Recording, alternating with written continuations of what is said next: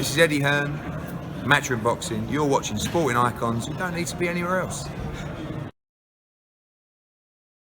So, following the previous two videos, first one on Big Baby Jarrell Miller failing the PED test, second of all, who potentially could be the replacement opponent for Anthony Joshua. So go check those ones out. And within the last video, I said that I want to talk about the whole VADA situation, because I'm a little bit stumped as to why is it that they tested him on March the 20th, and here we are, 4 weeks later, only finding out that he's failed.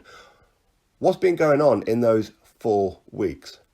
Have they only just decided to test it now?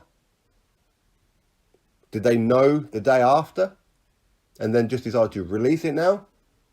I mean, what's the whole situation? Is this protocol? This is a high-profile fight with a lot of money on the line, where currently 17,000 people have bought tickets for this fight. And then 1 month later, either they decide to do the test, as in study the test, to see if there's any PEDs in there, or they've always known and just haven't told them. Why is it taking a whole month? VADA, you need to sort your shit out.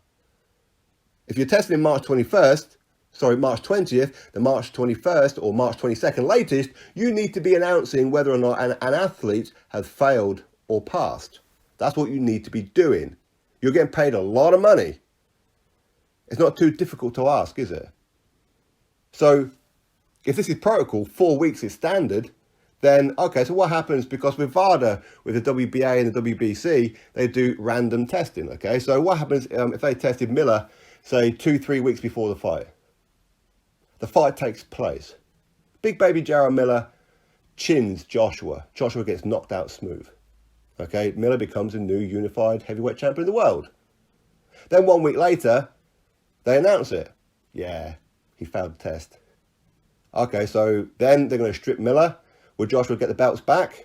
Maybe. If not, maybe the belts would be dispersed. So Joshua's going to have to go fight 3 opponents just to try and get those belts back through no fault of his own. Also, Joshua's had to go through the humiliation of getting knocked out because a guy's been using PEDs. Also, the fans who turned up to the arena have been cheated. Have they not? Because they weren't watching a fair contest.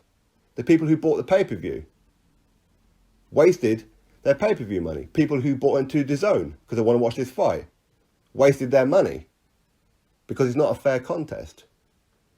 So VADA, sort your act out. If you're testing somebody on March 20th, March 21st, March 22nd latest, you need to be announcing the findings of the test. Not 4 weeks later, for those reasons. Because it's unfair, because not only is it humiliating for Joshua had he have lost the fight, but then also people would have probably accused Eddie Hearn and Anthony Joshua of rigging the results or paying VADA off or somebody off just to try and get the belts back. Corruption is what they'll claim because they don't like Anthony Joshua or Eddie Hearn. This is what the haters will do. Okay? So all this could have been avoided if when you test an athlete, especially high profile, that you do the test straight away. Maybe they did. Maybe they informed the WBA, the IBF, and the WBO. Maybe they informed Eddie Hearn. Maybe they just chose to sit on it. Well, if you did, shame on you guys. If that happened. Because people have been buying tickets expecting Anthony Joshua versus Jarrell Miller. So somebody's at fault. It's either VADA have only just released it now, which is shameful, and you guys need to be, I don't know, either buck your ideas up or get out of it. Because there's no point taking a sample and then testing it 4 weeks later. There's just no point because of the reasons I've just told you. Or if Eddie Hearn and that knew about this 4 weeks ago, then again, shame on Eddie Hearn. I don't believe that Eddie Hearn knew about it. I think Eddie Hearn has only just found out like the rest of us have. But if he did know, then again, you're allowing people to buy tickets and build up the hype, expecting to see this fight. And now last minute is going to be a replacement. Well, last minute is what, 5-6 weeks left. So VADA, you need to pull your socks up. That is not acceptable. Not acceptable behaviour at all.